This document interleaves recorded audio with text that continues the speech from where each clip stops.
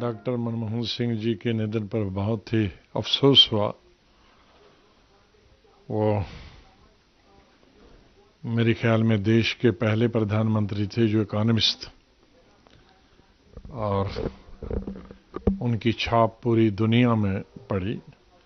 उनके economic liberalisation के लिए, जिससे हिंदुस्तान का इकोनॉमिक नक्शा ही बदल गया। आज उनके क्रिटिक भी उनकी तारीफ करते हैं। हमें दोनों को इकट्ठे काम करने का मौका एज कुलीग भी मिला 91 से 96 तक।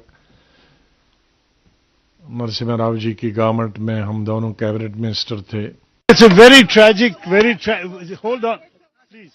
It's a very tragic development. All of us are in mourning. He was a great prime minister who served the nation as prime minister, finance minister. He was somebody who was a visionary, who did a great deal for the country. And we are all cancelling the very elaborate programs planned here and rushing back to Delhi, most of us. So I think it will be cancelled. It's not for me to announce. The government of Karnataka will announce. But for me, I have to get back now and see the cabinet. I remember him as a man, a good leader. 18 साल की मेरी उम्र थी जब उन्होंने election लड़े थे, तो Wai ambassador में और वाइट उन्होंने कुर्ता पजामा पहना था। मैंने उनको पकड़ा, मैं कहा सर आप ऊपर चलिए हमारे साथ। तो मैंने उस टाइम में 18 साल की छोटी उम्र थी। और ये अभी दिल्ली के अंदर विधानसभा का जब इलेक्शन था तब भी मेरे साथ थे। उन्होंने मेरे को तब भी आशीर्वाद और प्यार दिया।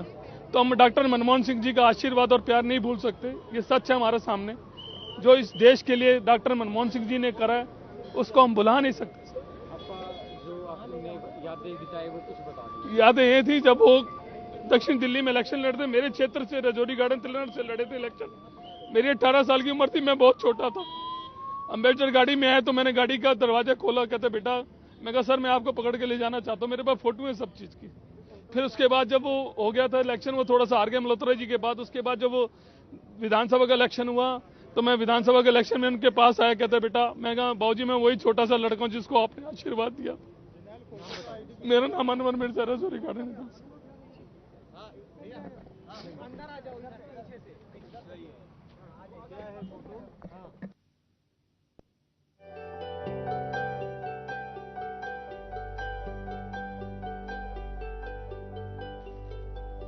मनमोहन सिंग यांनी घेतलेले महत्त्वाचे निर्णय आपण पाहतोय।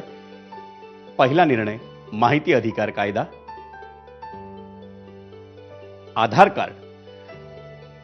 आज आपली ओळख जे आधार कार्ड बनले त्याचा निर्णय हा मनमोहन सिंग यांच्या कारकिर्दीत झाला होता। मनरेगा,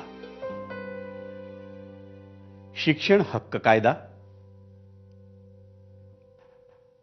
अन्न सुरक्षा कायदा, हे 5 महत्त्वाचे निर्णय हे मनमोहन सिंग यांच्या पंतप्रधान पदाच्या कारकिर्दीत झालेले आहेत।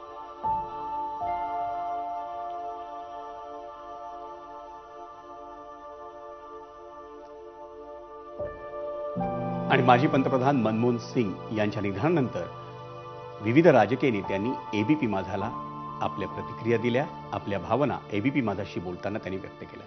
पाहूयात त्यांनी काय म्हटले। भारतीय समाजाला आणि भारतीय अर्थव्यवस्थेला एक अतिशय महत्त्वाची दिशा देणारा एक सात्विक नेता असं त्यांचं वर्णन करावं लागेल। 1991 पर्यंत भारतीय अर्थकारण हे अतिशय एखाद्या डबक्यात एखादी म्हैस अडकावी त्या पद्धतीने अडकलेलं होतं। आणि ज्या पद्धतीनं मनमोहन सिंगांनी त्याला जी एक मोठी गती दिली त्याचं सर्वात म्हणजे कौतुक करावं तितकं कमी आहे। मला फक्त एक भावना करायची वाटते, हा अत्यंत कृतज्ञपणे मनमोहन सिंग यांच्याशी वागला असं आपल्याला म्हणायला हवं। ही बातमी ऐकल्यानंतर मी तर अगदी स्तब्ध झालो की काय बोलावं काय बोलू नये अशा प्रकारची स्थिती होती। डॉक्टर मनमोहन सिंग यांच्या मंत्रिमंडळामध्ये मी होतो। 2006ला मी आलो 2 जानेवारीला आणि त्याच्यानंतर मी त्यांचं मंत्रिमंडळ संपेपर्यंत 14 पर्यंत त्यांच्या मंत्रिमंडळामध्ये होतो। पॉवर मिनिस्टर म्हणून होतो, होम मिनिस्टर म्हणून होतो। हो. आणि डॉक्टर मनमोहन सिंगांनी मला लोकसभेचा नेता म्हणून अनाउन्समेंट केलेली होती. त्यामुळं मी तर त्यांना आयुष्यामध्ये कधी विसरू शकणार नाही. अमेरिकेचे राष्ट्राध्यक्ष ओबामा यांनी मनमोहन सिंगांना त्यांचे गुरु मानलं होतं.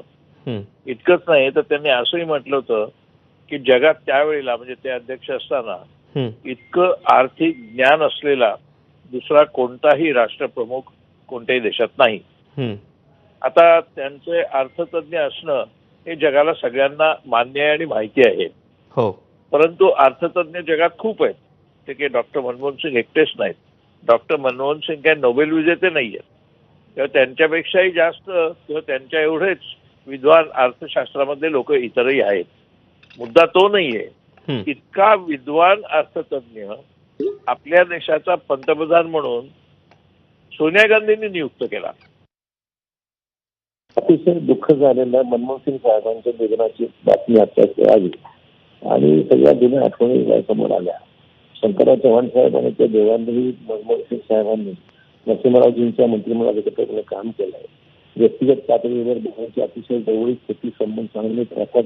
नरसिंहरावजी, शंकरराव चव्हाण, मनमोहन सिंगजी सर्वांनी एकत्रितपणे काम केलेलं आहे. आपली म्हणजे अतिशय निस्पृह मितभाषी एक प्रामाणिक अशा प्रकारचा देशाचा नेता राहिलेला. कुठल्याही राजकारणामध्ये राजकीय क्षेत्रात कुठलाही दाग त्यांच्यावर शिंतोडा उडालेला नाही आणि एक सच्चा प्रामाणिक अशा प्रकारचा देशाला एक चांगला पंतप्रधान देशाने जमवलेला आहे. खूप मोठा कर्तृत्ववान भारताचा सुपुत्र आपण आज घालवलेला आहे. म्हणजे मला प्रचंड अस्वस्थ आणि दुःख होणारी घटना आहे. कारण का पवार सुळे आणि मनमोहन सिंग साहेबांच्या कुटुंबाचे आमचे अतिशय जवळचे संबंध, कौटुंबिक संबंध. म्हणजे मी अनेक वेळा पवार साहेबांना आणि मनमोहन सिंग साहेबांना चिडवायची की तुम्ही दोघं आठवड्यातून 6 वेळा भेटता, रोज भेटायचे ते 10 वर्ष सलग. म्हणजे आमच्या बरोबर त्या कुटुंबाबरोबर जेवढा वेळ नाही घालवला त्यांनी तेवढा दोघं एकामेकाला भेटायचे. आणि एक अतिशय मोठ्या मनाचा दिलदार कर्तृत्ववान सुसंस्कृत नेता. आणि त्यांनी भारतात तर इकॉनॉमी मध्ये नवीन निर्णय हे तर घेतलेच, पण त्याचबरोबर इंटरनॅशनली परदेशातही जाऊन जे नातं त्यांनी अमेरिकेबरोबर असेल, अनेक मोठ्या देशांबरोबर जे बेस तयार केला त्याच्यात म्हणजे एक्सटर्नल अफेअर्सचं जे अतिशय उत्तम काम, प्रेसिडेंट ओबामांचं त्यांचं नातं, किती अशा गोष्टी मी तुम्हाला त्यांच्याबद्दल सांगू की त्यांनी ज्या पद्धतीने ती नाती जपली, त्याच्यामधून पॉलिसीज बदलल्या आणि भारतातली इकॉनॉमी मधली सगळ्यात मोठी क्रांती मनमोहन सिंग साहेबांच्याच काळात झाली. अतिशय दुःखद अशी बातमी. आत्ताच आम्ही सगळे CWC मीटिंग मध्ये होतो आणि तिथे महात्मा गांधीजींचे 100 वर्ष AICC प्रेसिडेंट म्हणून त्याचा आम्ही ते साजरे करत होतो. मनमोहन सिंग साहेबांचा अनेकदा उल्लेख केला. कोणाला माहिती होतं की काही क्षणातच आम्हाला त्यांना परत श्रद्धांजली व्हावी लागेल. विश्वास बसत नाहीये की ते नाही आहेत. एक प्रधानमंत्रीच नाही, उत्कृष्ट प्रधानमंत्रीच नाही, पण एक जगात एक उत्कृष्ट असे अर्थतज्ञ म्हणून ते त्यांचं नाव होतं. भारताला अतिशय स्थिर इकॉनॉमी, जगभरात रिसेशन होतं तरी मनमोहन सिंग साहेबांच्या पॉलिसीमुळे भारत स्थिर राहिला त्यावेळेस. आणि अक्रॉस पार्टी लाईन्स त्यांना त्यांच्याबद्दल रिस्पेक्ट, शांततेत क्रांती कशी घडवायची हे त्यांना माहिती होतं. आणि आज काँग्रेसचं एक कुटुंबाचं ज्येष्ठ सदस्य म्हणूनच नाही, पण देशाचा नेता, एक देशाचा एक क्रांतिकारी नेतृत्व म्हणून त्यांच्या विचारातून त्यांनी क्रांती घडवली आणि अभ्यासातून आज पूर्ण देश त्यांना श्रद्धांजली वाहत आहे.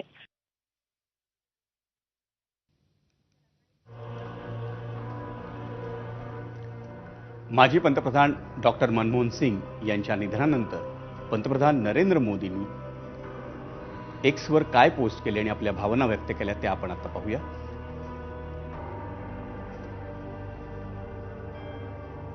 मोदी म्हणतायत,